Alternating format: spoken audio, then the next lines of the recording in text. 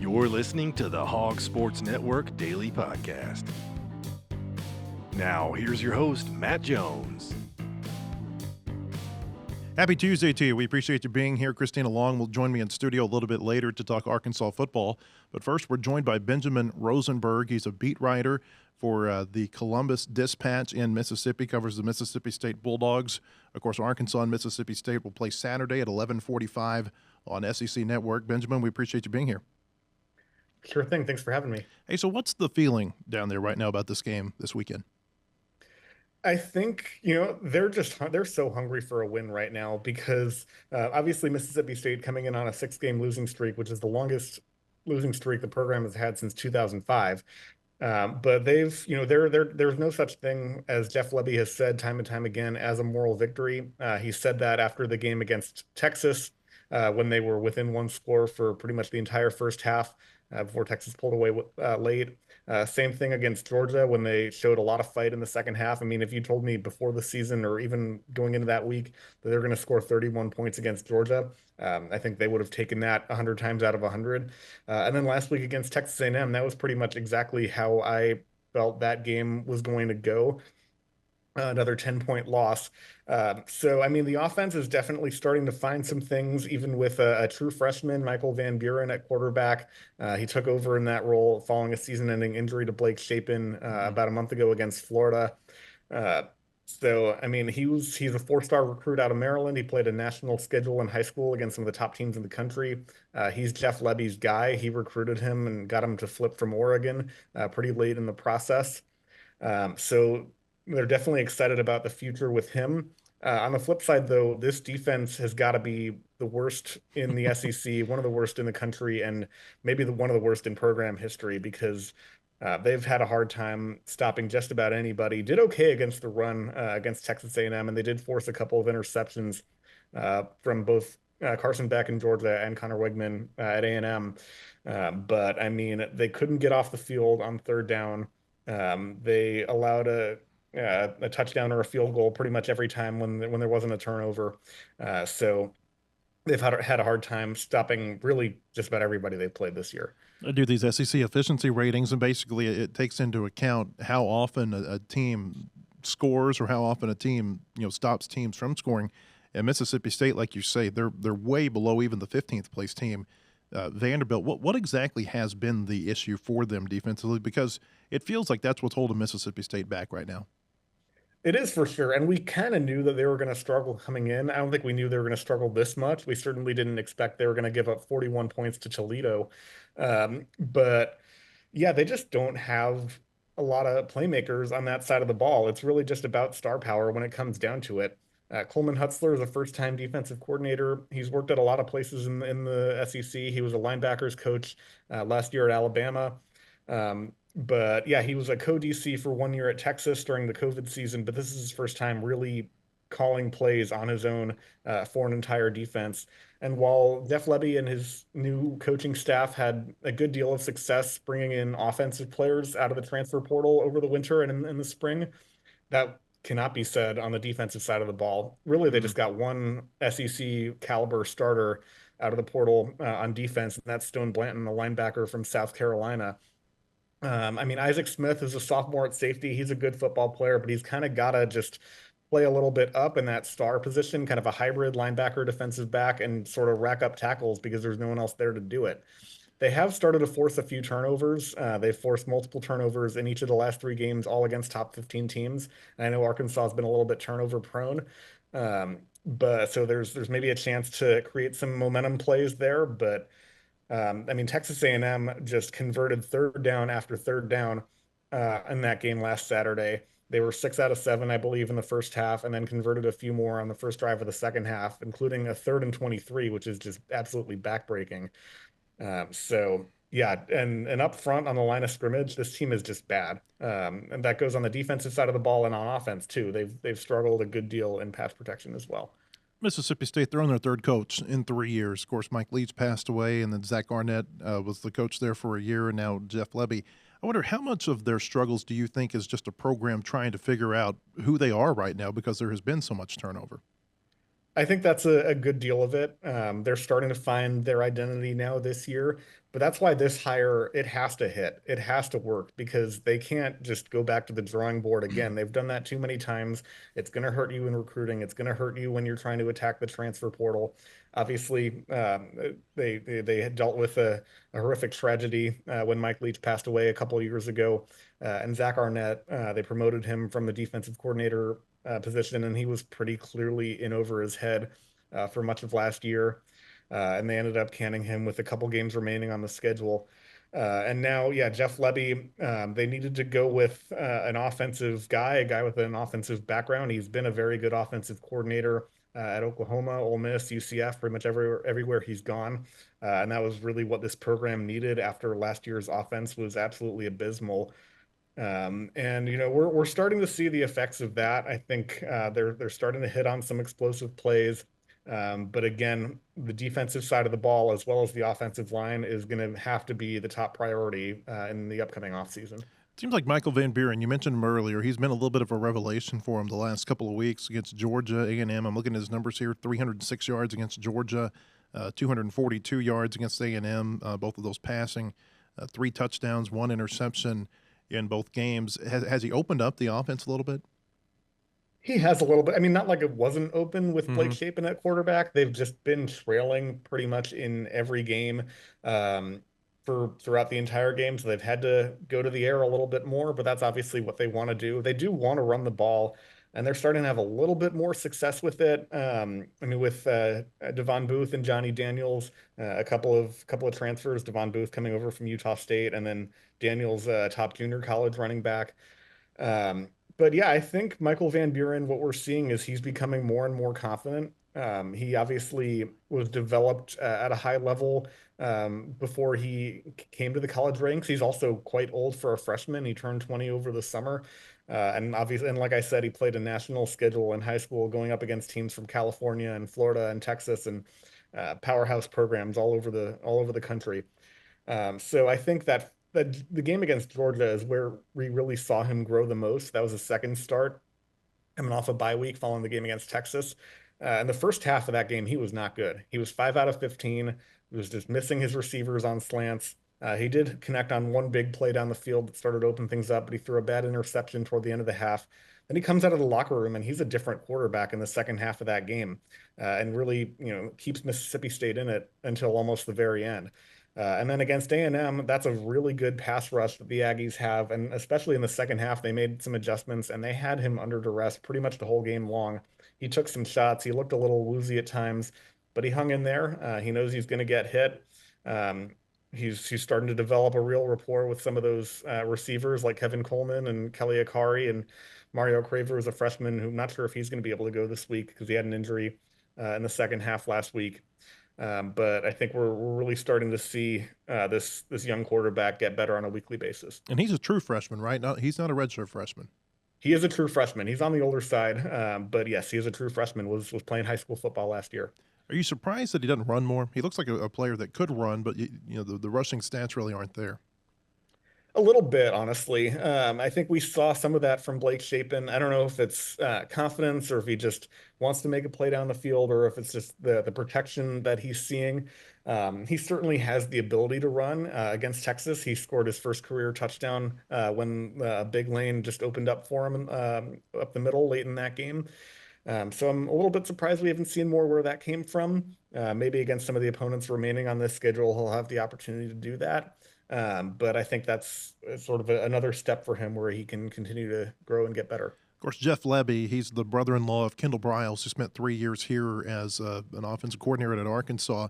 I wonder, have you spoken to him at all about how much Kendall or Art Briles are influences on this offense, and maybe how it's similar to how it's different from what we've seen here? Not a whole lot, honestly, but obviously Jeff Lebby was part of Art Briles' staff at Baylor for a long time. I know he, left there in the wake of the scandal Mm-hmm. that took place there when Art Briles was fired. But yeah, I mean, it's his version of what they call the veer and shoot, sort of that spread offense that they like to run. They do enjoy, opening things up and taking shots down the field. He expressed that at the very beginning. We haven't seen a whole lot of it I mean, we've seen it from time to time. But he also talked, and they really practiced the tempo during the preseason that they were going to just go fast and hustle the line and snap the ball before the defense can even get set. And even that has been a little bit. We've seen it at times, and at times they've gone away from it and huddled and tried to go a little bit slower. At times it's made sense, of course, when you're playing Texas or a Georgia on the road, you kind of want to control the ball and hold on to it as long as possible and keep your defense off the field for as much of the game as you can. Um, and I'm sure probably having a true freshman at quarterback has something to do with it as well. So we're not seeing the entire wide open offense that was promised when he came on board. But of course, this is still only year one, and they've played an awfully tough schedule since we've gotten into conference play. If you've never been to a game at Starkville, being there in person, there's nothing that can replicate the noise that the cowbells make. And Sam Pittman got asked about this yesterday and kind of sidestepped the question. But I wonder if it's something you've heard complaints about. It's that in this era now, where you've got the radio transmission between the coach and the players on the field, the helmet, the speakers in the helmet, the cowbells and how they might influence that communication. And I wondered, I mean, do you feel like Mississippi State's kind of on borrowed time with the cowbells, because it's something that's always kind of been underlying that I feel like opponents feel is a little bit of an unnecessary advantage that Mississippi State has. Yeah, we asked about some of those things before the season started as well with the helmet communication. I think it could even affect Mississippi State as well on Mm. defense. I know when the center is over the ball, the fans have to rest the cowbells, and they have a sign on the video board that tells them "Rest your bell, just yell." They're not always the best at following that. I know in the Egg Bowl last year, they weren't too great at following those instructions, but I think they do know how important it is to maintain those cowbell privileges. It's really an exception, and I think Davis Wade Stadium being on the smaller side by SEC standards helps them in terms of just still being able to use them. It is loud. I'll tell you that the press box in Starkville is open, Hmm. so we hear them as much as the fans and the players do. I know that half-hour warning before kickoff and in pregame ceremonies. I think earplugs are going to be a good idea for those traveling to cover this game. Yep. So Worst headache I ever had was a double overtime Arkansas Mississippi State game in Starkville in 2010. I knew to bring earplugs. The next time I came down there, this feels like a little bit of a trap game for Arkansas. They just played LSU. Obviously, they played Tennessee the week before it. They've got Ole Miss and Texas coming up, the 2 weeks after. You think Mississippi State likes its chances at an upset? I think they have to. I mean, the coaching staff has been telling them, "Hey, we can win." They've been saying that against Texas and Georgia and A&M, and I think they're looking at this game. I mean, they're just hungry for something. They need something. They need to win one of these SEC games just to build confidence. And they've still got some really tough tests in coming up in November, where they play at Tennessee, home against Missouri, and then at Ole Miss. So I think they're really looking at this Arkansas game and almost being like, "Hey, if we're going to have one, it kind of has to be this one." Mm-hmm. I know Missouri looked kind of vulnerable too in recent weeks, but I think that the Bulldogs will be hungry and up for this one. I think it may be a little bit to their detriment that it is an early kickoff because the crowd may not be quite as much of a factor. I think we saw that last year when Mississippi State traveled to Fayetteville for an 11 a.m. kickoff, and the crowd was maybe not as much of a factor as I expected it to be. And that game was obviously a little bit of a snooze fest. But yeah, I think the Bulldogs are definitely looking at this game as the closest thing to a must-win remaining on their schedule, besides the UMass game next week, a little bit of a break in for non-conference contest. Before we get you out of here, a non-football question. We've got a couple of soccer teams that we cover, Arkansas and Mississippi State. Arkansas went down there and lost as the number one team a couple of weeks back, 1-0. They're 1-7-1, 1-7-0 in conference. Mississippi State, they had a game rained out against South Carolina. It was the rains that was associated with one of those hurricanes that went up the East Coast. They've got to reschedule that, right? Because that game is basically going to determine, or it could potentially determine, which of these teams win an SEC title.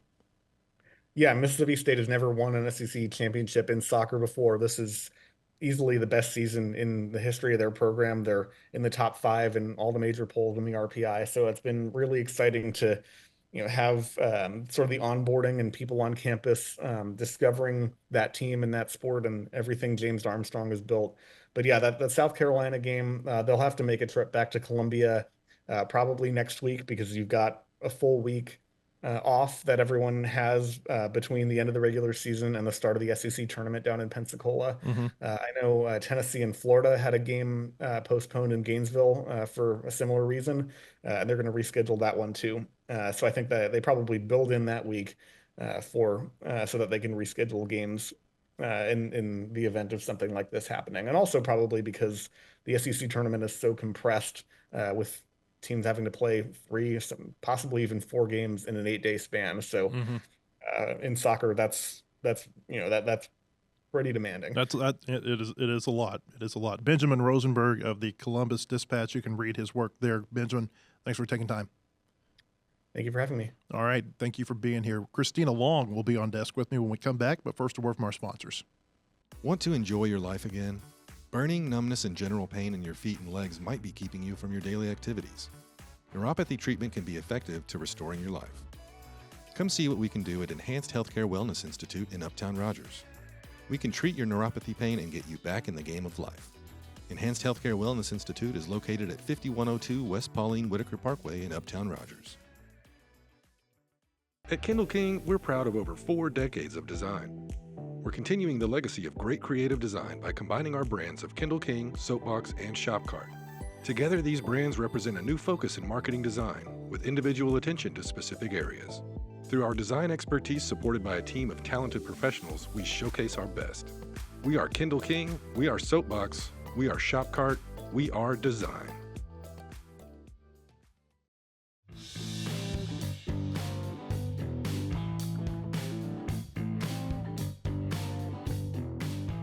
Hey, welcome back. I want to tell you about our friends at Enhanced Healthcare Wellness Institute. They are your source for holistic wellness and your healthy lifestyle changes. Located in Uptown Rogers, the staff at Enhanced Healthcare will target your specific health plan for wellness, from neuropathy treatment, primary care, weight loss, and so much more.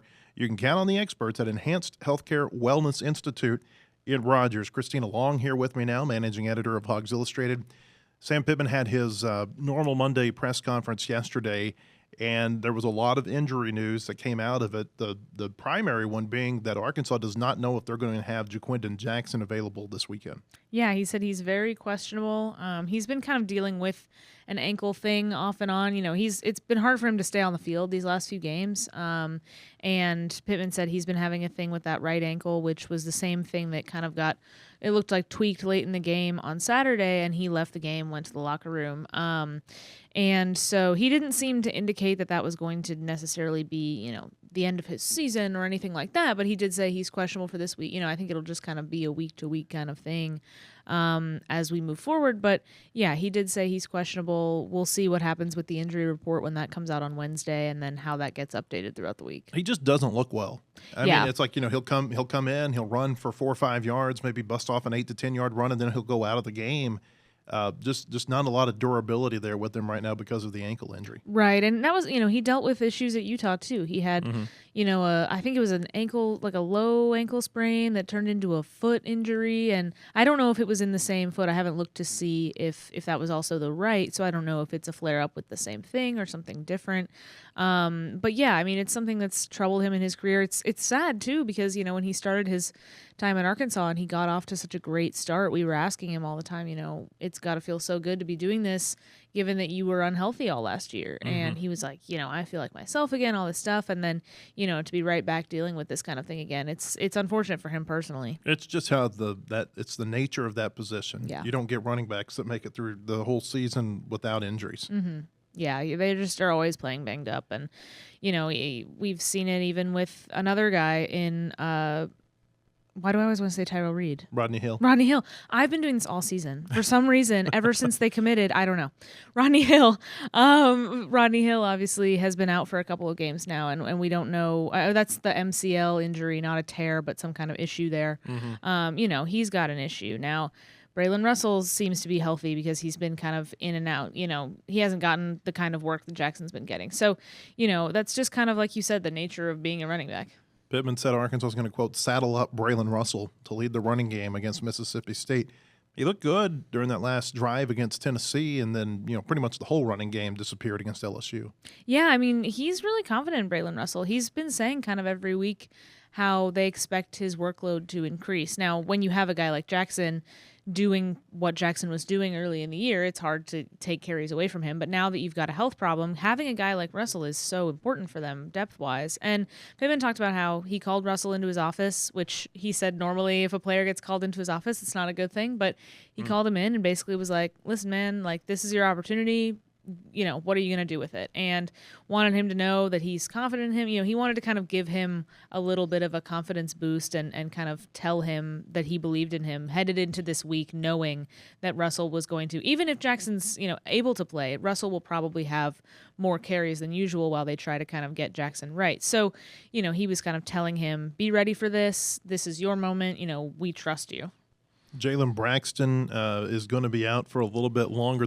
I feel like there was some optimism during the bye week that he would be back fairly soon. Was rolled out for the LSU game, and now Pittman says that it will probably be at least the Texas game before you see him. Yeah, it was the other thing that was weird was he had told us before that was a tendonitis issue, and then yesterday somebody followed up and said, is he still dealing with the tendonitis? And Pittman said yes, and then he said, well, actually, it's more of a leg injury, and I'll leave it at that. So some kind of a leg thing for Jalen Braxton.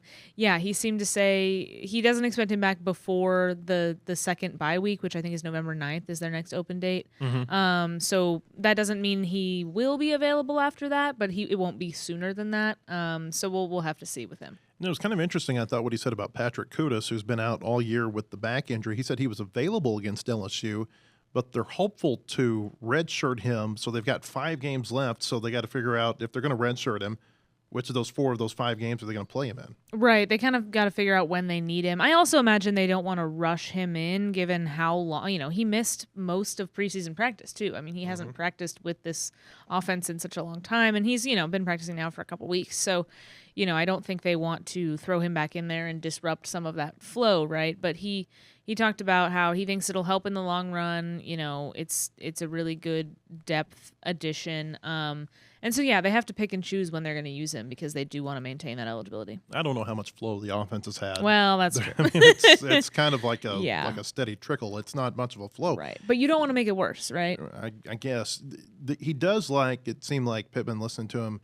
He does like the move they made on the offensive line prior to the LSU game where they took Keyshawn Blackstock and moved him to guard, took Amarian Harris and moved him to tackle, just basically flipped those two. Yeah, he said he felt like that kind of suited their skill sets a little bit more and even their body types. He felt like Harris would be more suited against those guys out at tackle. So, I mean, I think it seems to have worked fine. The offensive line, it wasn't much worse, I guess. It wasn't really much better, I don't think, against LSU. And so, they probably need some more time to work at that position. That was a change they made right after the Tennessee game. They practiced it that way for a couple weeks before LSU. That was not last minute or anything. So it's interesting to make a change like that midseason, but it might prove to be, a wise one. It seems like Arkansas, and coaches will tell you you've got to have an appropriate amount of, some might use the word respect, some might use the word fear, an appropriate amount of fear for your opponent. Pittman was really talking up Mississippi State yesterday, and we talked to Benjamin Rosenberg about this. They're looking better. They didn't look good against Florida. They didn't really look very good against Texas. But the last couple of weeks, Georgia game was never close, but it was never out of reach either, if that makes any sense. And then the A&M game, that was probably the most competitive game Mississippi State's played this year against an SEC team. It just feels like they're improving enough to make you fear them a little bit this week, especially with some of these injuries and inconsistencies that Arkansas is dealing with. Yeah, and I heard you talk on the show yesterday about how, the mark of a good coach is how much you improve during the season. And I think that's something that's been important for Jeff Lebby in year one. And that's such a hard thing as a first-year coach is how do you get guys, what are they playing for when they're not playing for, a bowl game potentially or whatever, so how do you, when the season's not going well, especially in your first year, how do you get them to get up for games like this? How do you get them to want to make those improvements for you?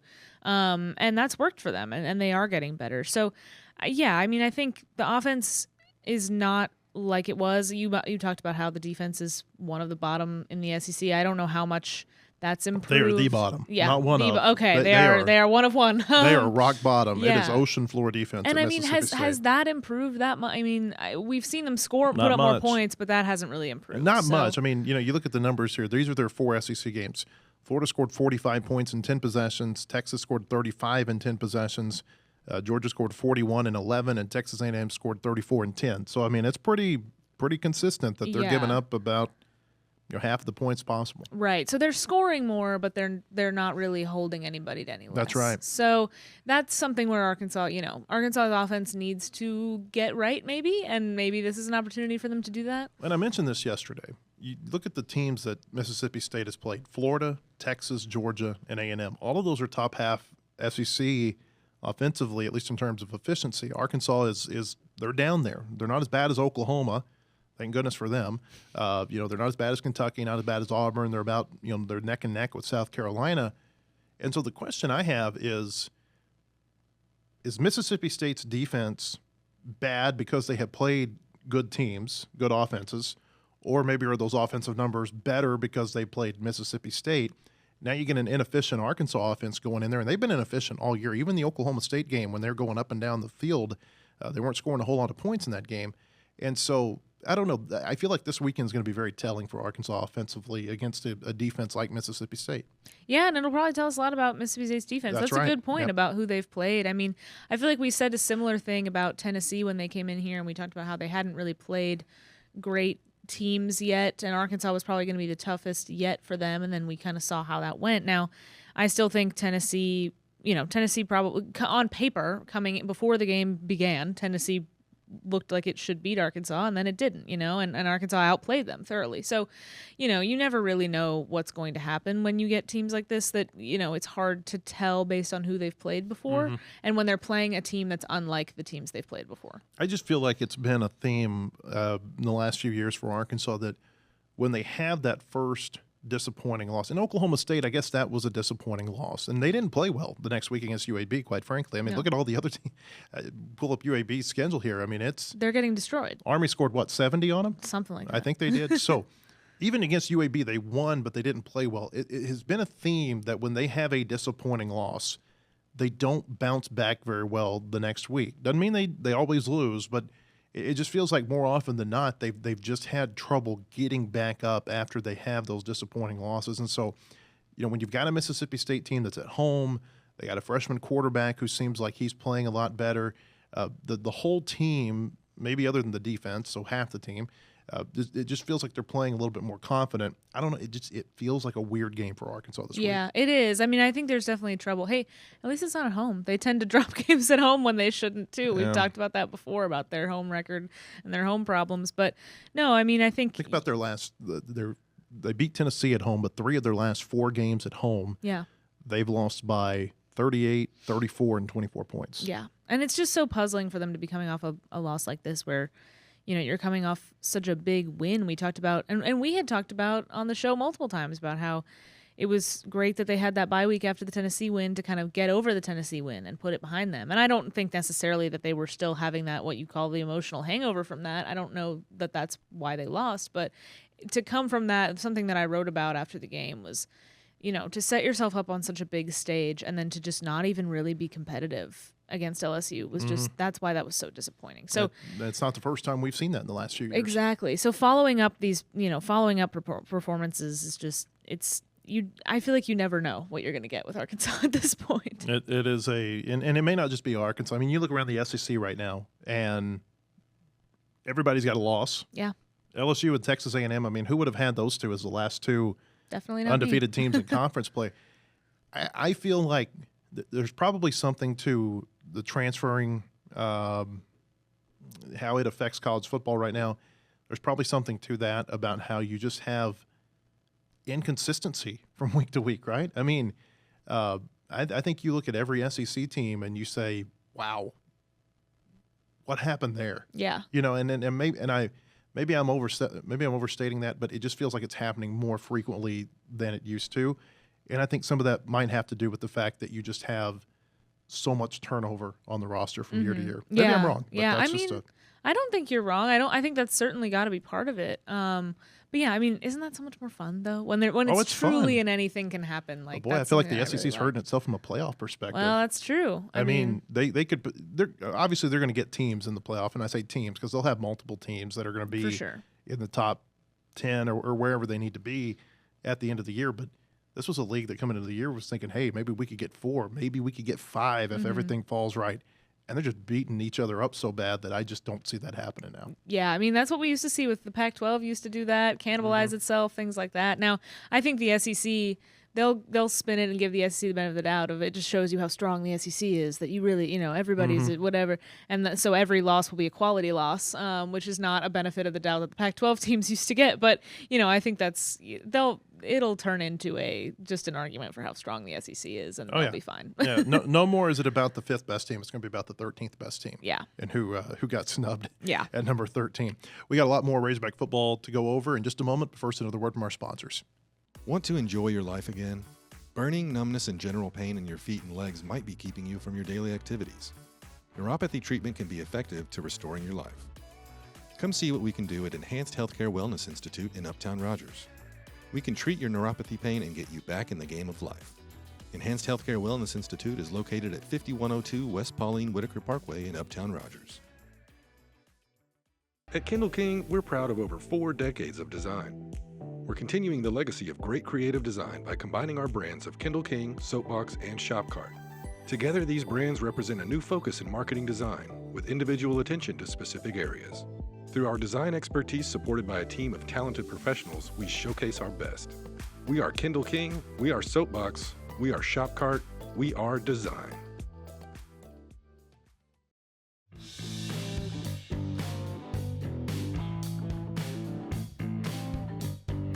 Hey, welcome back. I want to tell you about our friends at Bentonville Glass. They have been serving their community since 1971. They are committed, professional, and versatile. If you're looking for a quality leader in Northwest Arkansas or looking for skilled craftsmanship, look no further than Bentonville Glass for all your glass market needs with the highest quality products. You can come by and see them right now at 507 South Main in Bentonville or online at bentonvilleglass.com. Busy week here on campus.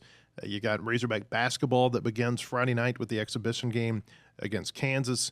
You've got, obviously, Arkansas football going off campus this weekend to play Mississippi State. We mentioned it a minute ago. Arkansas soccer still in contention to win an SEC championship. The regular season winds down this week. They play Texas A&M on Thursday at Razorback Field, and then they end the season on Sunday over at Ole Miss.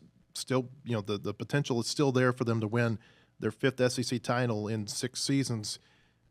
This is the fun part of the year, I feel like. I mean, there is a lot going on right now. Yeah, we're getting into that crossover season, as we like to call it, and yeah, there's tons going on. It's fun. I'm excited for basketball to get going, and yeah, soccer winding down. When I realized they're finishing the regular season soon, I was like floored. I can't believe we've already gotten to that point. It feels, football season especially, it just puts me in such a time warp. I feel like it's flying by, but also like there's so much time left. Tim Horton used to say that, I think he said something along the lines of his wife said, you're going into the submarine at the beginning of football season, and we'll see you when you come back up in December. Exactly, yeah. It totally distorts my sense of time.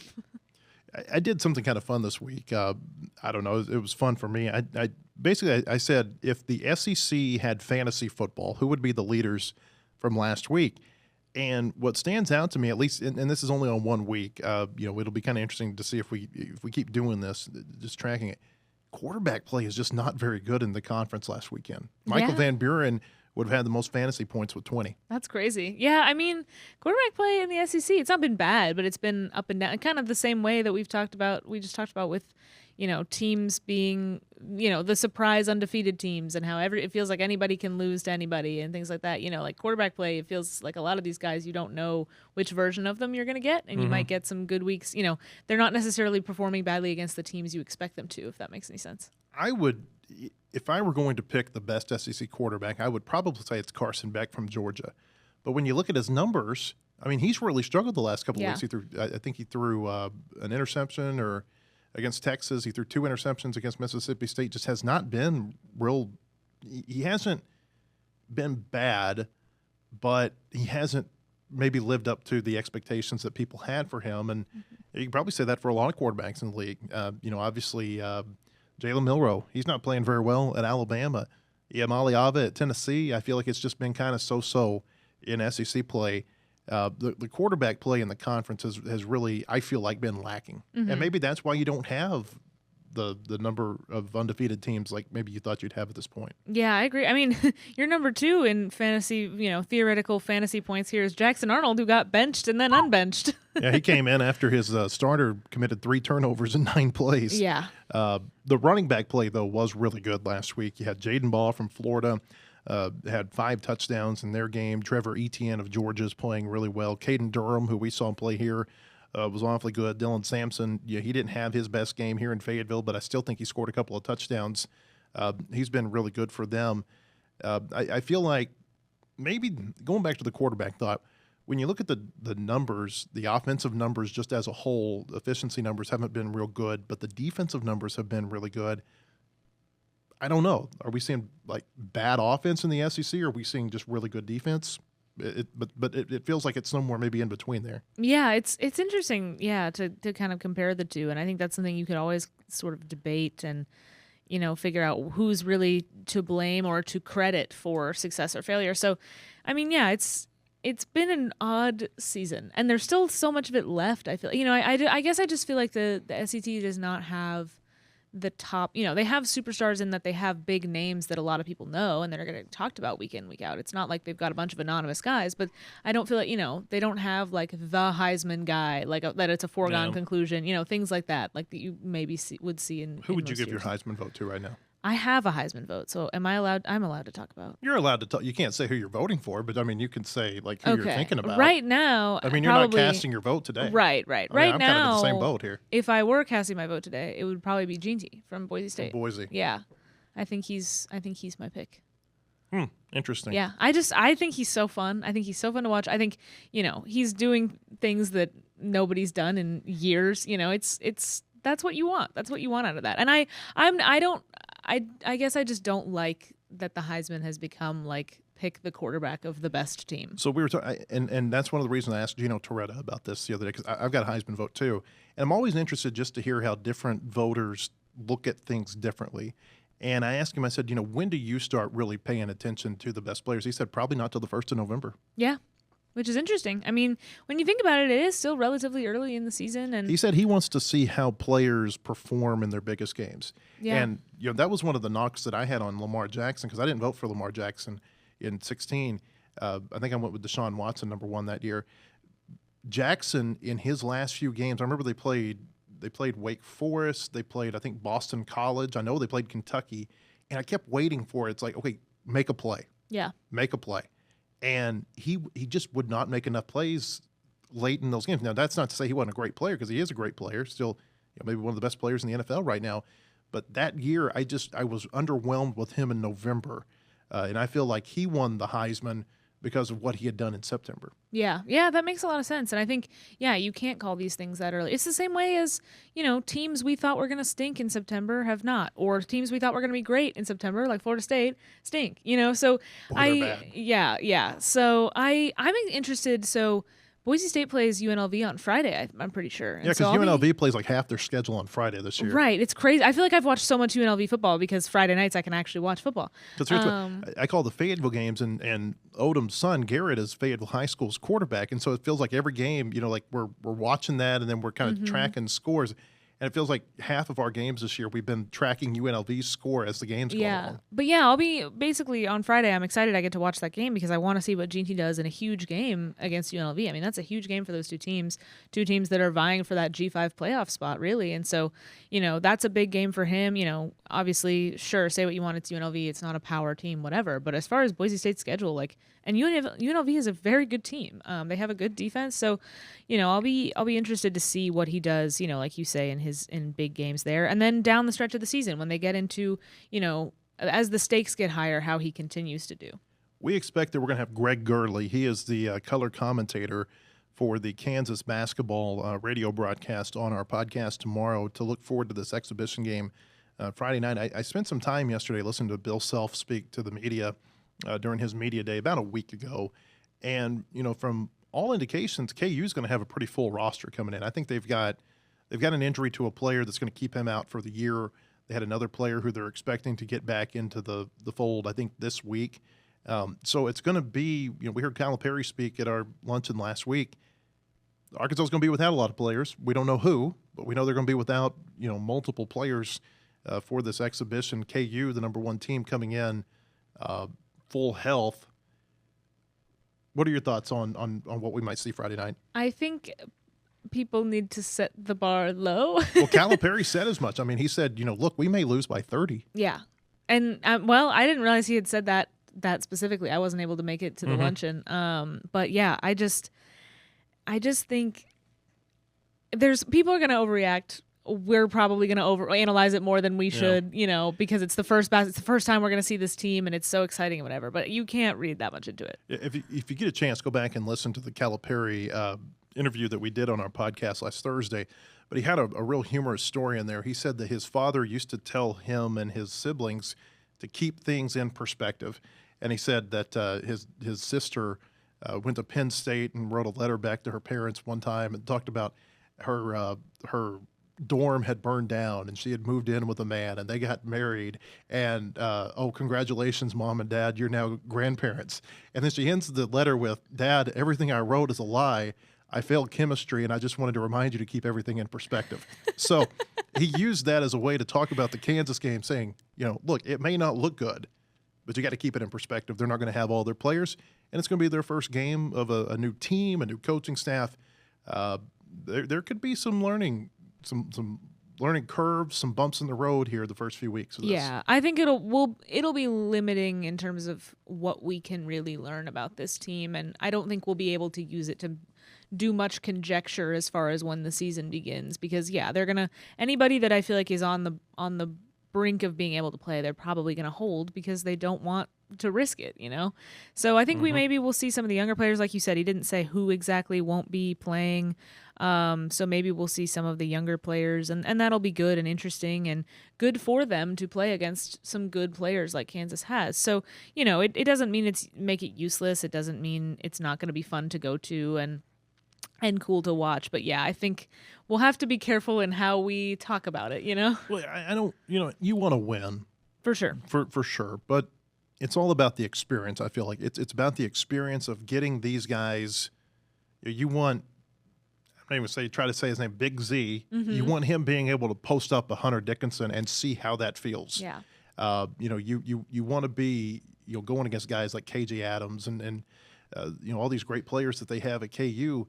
And so even if, 2 or 3 players can't go in this game, the players who are going to get to play, they are going to get an experience that I feel like can help them down the road. Yeah, definitely. And I'm interested in the format.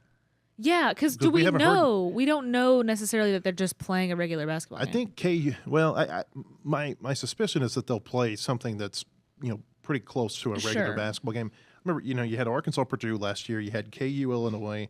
You had Michigan State and Tennessee. And I think it was in the KU Illinois game last year that they allowed 6 personal fouls. I think that's right.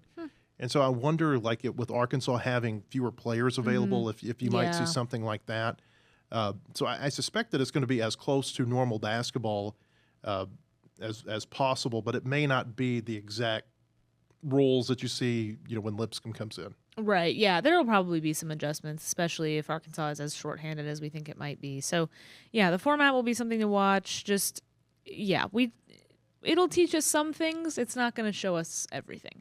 By the way, the announced team for that on SEC Network just learned this yesterday. John Schrodinger is going to do play-by-play, and Seth Greenberg and Jimmy Dykes will be there serving as color analyst for this game. So they're bringing in some big basketball names to call this game.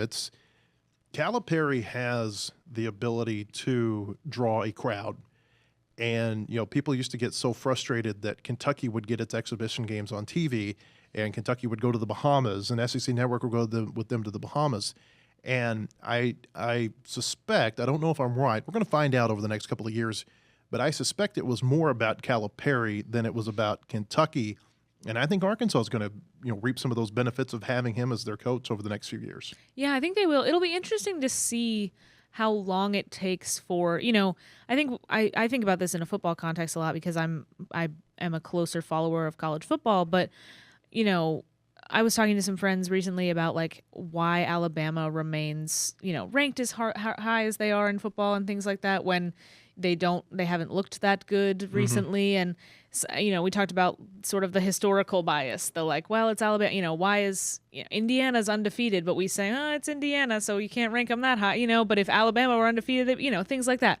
So I'll be curious how much, because Arkansas is not a program in basketball even though it does have some great history, is not a program that gets the national sort of benefit of the doubt that other programs do. And I'll be interested how long it takes for that to start to happen, I guess. I think it's already happening. You think so? I think it is. I guess I wonder if there's still like how long it will take for people outside of Arkansas to adjust to the new sort of expectation for Arkansas, that That's you can't interesting. write them off. Does that make any sense? It does. This may be related. It may not be. I know that when they brought Calipari out on the field the other day, you know what I was looking at? What? I was looking at the LSU crowd. I'm like, I wonder what they're thinking as yeah. they're watching this. Yeah, I thought about that. I was like, did anybody in the LSU crowd, like how many of them just turn to somebody and say, oh my God, I forgot he's here now? Yeah. It's like, oh, crap. Yeah, exactly. Matt McMahon's got some trouble facing him. Yep. All right. We appreciate you being with us today. We've got more on our website, wholehogsports.com. Hope you'll join us there. Again, we'll be back with another podcast tomorrow. We'll see you then. Have a great day, everyone.